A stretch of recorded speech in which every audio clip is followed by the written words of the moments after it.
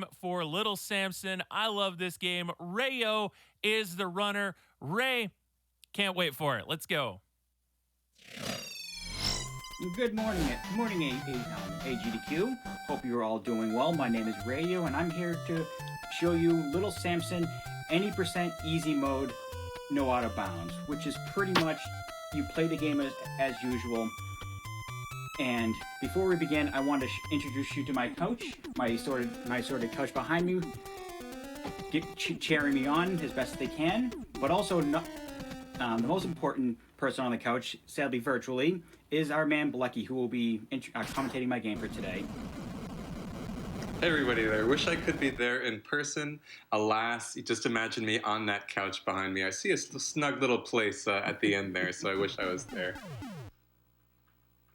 Yeah, and with that, we're gonna get going. So, timer will begin once I hit start on easy mode. So we're gonna go in 3, 2, 1, go. Alright, here we go with Little Samson. I absolutely love this game. Very rare platformer on the NES. Not known by a lot of people, but really a solid run and game. Overall, so there's 4 different characters in this game, and the first you'll see is Samson here. Samson is a pretty cool character, but he's kind of average in that each one of his he only runs so fast, and each one of his projectiles only does 1 damage, which is a bit paltry compared to what we might see later on. He can climb on walls as well, which can be useful, but not so much in a speedrun. In a speedrun, you'll really only be seeing him at the very start of each stage, just because that's how kind of he enters. But a lot of this game is just kind of really just doing these platforms as quickly as possible and just kind of moving along. Next up is Kikira. Kikira is quite useful as well, especially in a casual playthrough, just because it can kind of hover, as you can see there. It's also can also kind of sit on tornadoes as any character. But yeah, Kikira can hover, and also it has this charge attack where the uncharged fireballs do 1 damage each, but if you charge up, as Rayeo did there, you release 3 different fireballs for 4 damage each, and those can all hit the same enemy at the same time for a total of 12 damage, but it can be useful for kind of front-loaded damage, but because you have to charge it up, it takes a bit more. Next up is Gom. So Gom is by far the slowest, as you can see here, and yet may be the only reason, or maybe the only character besides the 4th character that you'll be seeing in a speedrun. While he is extremely slow, he can attack straight up, which can be useful on one particular boss, which you may or may not see later. He can also walk on these thorny kind of ground tiles, but because some of the other characters can just walk on walls and or hover, it's just not quite as useful. The attack also does 5 damage, but it just comes out very slowly. KO here, this is the character you're going to be seeing just about the entire speedrun. He moves very, very quickly, and also has these bomb. And not only that, he also has these bomb attacks, which either can do 3 damage directly if they just kind of come into contact with an enemy before they explode, or if you wait for them to explode, kind of like that there, you saw that, they actually do 1 damage per frame, and given that this is a 60 frames per second game, that is an insane amount of damage compared to the other characters. Here, before we get into the first kind of official stage, those are the 4 intro stages, we have this Kikira fight. Unfortunately, I don't think, how do you feel about that luck? It didn't seem like he kind of dove down immediately, or was that good? That was actually really good, because the thing you want... Okay, good. So he dove down really quickly, cool, which can save 4 seconds. So now that we're into the first stage, we have access to all 4 characters. We can change them via pause menu, which means that unfortunately for the first 3 characters, we're just going to be seeing KO for most of the time. Most of the reason being that he's just so fast, but he's also just so useful on those boss fights because the damage that I mentioned is just so much higher than what the other characters are capable of. Now, the unfortunate thing is KO started at 2 health earlier. Rayeo picked up a health max pickup, which went up to 4 damage, but it's still very low compared to what the other characters can get. We're going to be increasing that later, but yeah. So again, KO these bombs do 3 damage on contact, but they can also deal 1 damage per frame, which is really going to annihilate these bosses here. This is the first kind of main stage boss that we see. KO, couldn't quite get the 1 cycle, but we'll just finish him off there. Most bosses in this game are 2 phases. KO is going to spam bombs a ton and just kind of let those explosions take him down. Which they do. You can just see how much damage there. If you can kind of imagine, like, if he was using a different character, he would really be needing to spam. Whereas instead, KO places, you can have 3 bombs on screen at once, and he just lets those explode and just takes out those enemies. Here we are in the bubble cave. Now, in the bubble cave, you can see these platforms are flickering in and out. Even so, you can still stand. They're always solid. You just can't see them, which makes it a little bit difficult on a casual playthrough. But when you know where to go, it's not so bad. That said, it can still trip you up. You can still kind of accidentally miss a wall grab. But overall, this is actually one of the hardest stages in the game, but Rayeo makes it through successfully. We have another boss. We won't see the wizard kind of boss that we saw before, but this is just kind of a skull boss. Rayeo once again takes him out with no problem. Yeah, that was a good boss fight. Excellent. So next up we have stage, let's see, 8. This is very short. I think it's the only stage with no boss. We do get a couple health pickups. Fortunately, you saw him grab that one there. We now have, and we'll be picking up one more later in the next stage. We're now up to 8 max health, I believe, but and KO can max out at 10. So here we are in the temple stage, I know it only seems a few stages in, but this is actually technically stage 10 in the game. And I'll talk a little bit about that briefly in a bit. Now, this category is no out of bounds, but and normally, like in any percent run, you would be zipping here. But that comes with its own set of challenges, kind of zipping through this stage, because it's not the easiest thing to do. But because Rayeo does not have access to those zips, he's instead going to be kind of jumping through all these enemies, taking as little damage as possible, so that he can make it to the boss with enough health. Because if you make it to the boss with more health, you can just sit directly in the boss and just spam those projectiles and just really do a lot of damage. He uses his health pickup there, which he got in stage 1. He's back up to 1 health. That's the only time you'll be seeing him use that in the whole run. And now he's able to get the 1 cycle on that boss. Phase 2 begins, and he just spams down that boss. Oh, well done, well done. That's actually a pretty cool strategy, and Rayeo was telling me he tends to be one of the only runners that uses that strategy, right? Yes. Yeah, because that's a strat that I just figured out recently. Just because you're allowed to, he has more than 8 health, so you're allowed to take 1 hit inside his body. So as long as you jump in and don't get the knockback damage, you can just mash the bombs until he's gone. Got it. Yeah, so it is a bit riskier, but it is faster too. Here we are in the volcano stage. The top of the stage, which we're at now, can be pretty tricky. Rayeo has been using some of because the enemies deal less damage than the lava. Rayeo on occasion will kind of step into an enemy, take a little bit of damage, and then use the invincibility frames to step through the lava. Now he's on the boss. It may be a bit reminiscent of, say, like a Mega Man 2 boss. It actually ends up being pretty different in execution. So phase 1 completes here. Phase 2 begins. He loses out on kind of a lot of these platforms on the ground. but then and then this dragon will spawn. So Rayo's going to be doing the riskier strat that's available. He's going to kind of be jumping into the dragon's head, or close to the dragon's head, laying a few bombs, and then just letting those take him out. And then we're hoping for the dragon to do a charge, at which point you may be seeing a cameo from that Gan Golem enemy. He wound up not doing that. What do you feel about that luck, Rayo? It wasn't too good, because in the game, he'll either do one of two things on his third strike. He'll either charge you, which you didn't get, or he'll give you the 2 arcing patterns. You can kill him just as quickly with the arc patterns if you're able to get the explosions closer to his head.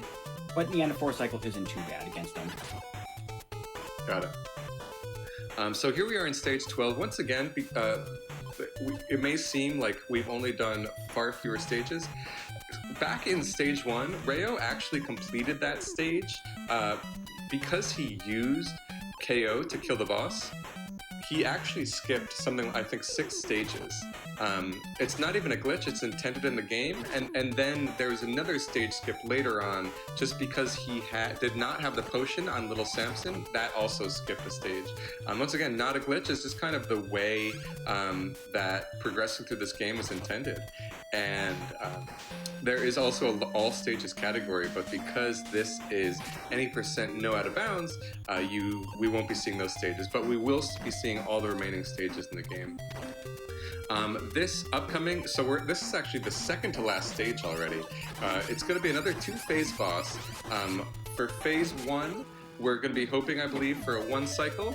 And then in stage 2, we're also hoping for 1 cycle, because if you can't get that 1 cycle, the boss can spawn in any one of 4 locations and you don't know which. So let's hope for this 1 cycle. This Grim Reaper appears, and then it just very precise bomb placement. Let's see if he can get it. Oh, I think he just barely gets it. Very nice, Rayo. Yeah, that was a good one. I got the de facto 2 cycle on the wizard fight, but that was a very good death cycle. Cool, cool. Now we're already in the final stage of the game, the castle. Yeah, this is a very challenging game, no matter what category it is. A lot of that comes because you're using this KO enemy, or this KO character who's just so fast and at the start of the game does not have much health. And there is just so many of these enemies. It's also worth noting that this is the easy difficulty. Normal changes a few things. For one thing, the enemy kind of placements is a bit different. There are more enemies. And another big thing is if you die, there is... you actually lose the character until a game over, unless it's Little Samson. Little Samson you keep. And also there's one more stage at the end of the game. But because this is easy mode, we will be seeing... this will be the last stage, but the name, it can be misleading. It is still a very difficult speedrun. So on this one, KO is going to be placing bombs. For phase 1, he's going for the 1 cycle. But then for phase 2, he's going to be placing some initial bombs, and then immediately jumping over, spamming bombs, and that's it. Is that time KO? Time. Or time KO, sorry. Wow, a sub 12 awesome. GDQ. That's really good. Wow, that's amazing. Really nice, Rayo. Yeah, what that was a good really run. good run. Yeah, that was really great. Yeah, really good. Yeah, so with that'll be the end of it for me. I want to thank Blucky for being a willing participant to help me commentate for Little Samson.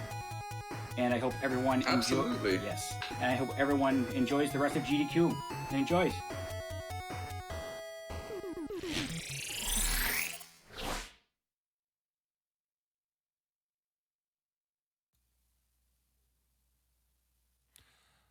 Well, thank you very much, Rayo, for that awesome run of Little Samson. We are going to go to a quick Twitch ad really quick. Be back in just a moment.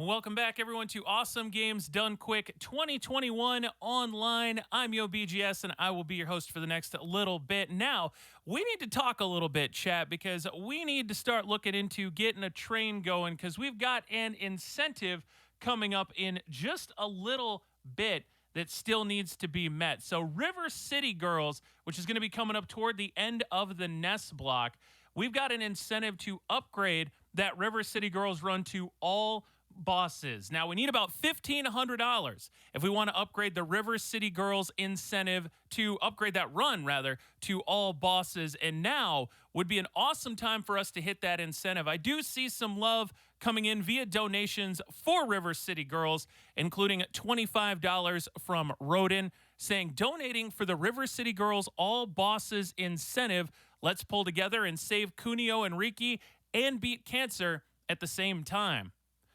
Also, $50 from Jason L. saying, welcome to YoBGS. Thank you very much, Jason.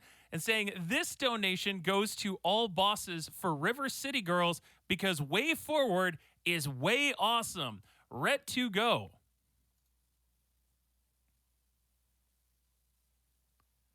Hio24 contributes $20 to the Prevent Cancer Foundation, saying, let's go, Rayeo. You are the true Lolo master. Oh, sorry, Little Samson master.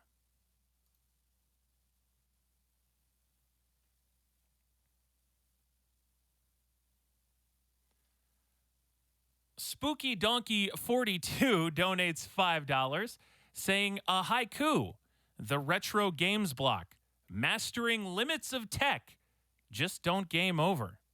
I mean, if we got a haiku train going to help meet the River City Girls incentive, that would be pretty awesome as well. Just saying, we got plenty of options as we move through the Nest block. While we continue to get ready, by the way, we've got Biddy Kong up next with the Cowlitz Gamers' second adventure, Lost Adventure.